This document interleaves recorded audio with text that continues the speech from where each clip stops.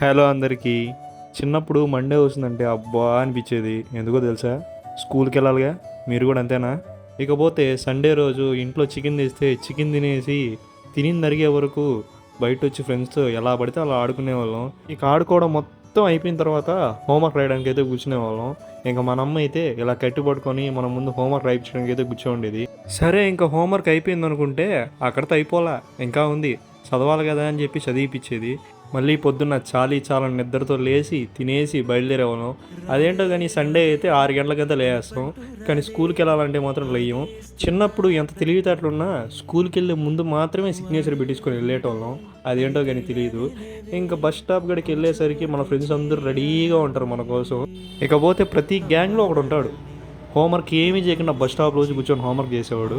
So van వచ్చే లోపల homework చేసి ఇంకా వ్యాన్ వచ్చినాక వ్యాన్ కూడా ఎక్కేస్తారు. ఏది మారినా ఒకటైతే మారదు. అలా వ్యాన్ ఎక్కేసి అమ్మోళ్ళందరూ అలా బాయ్ చెప్పడం.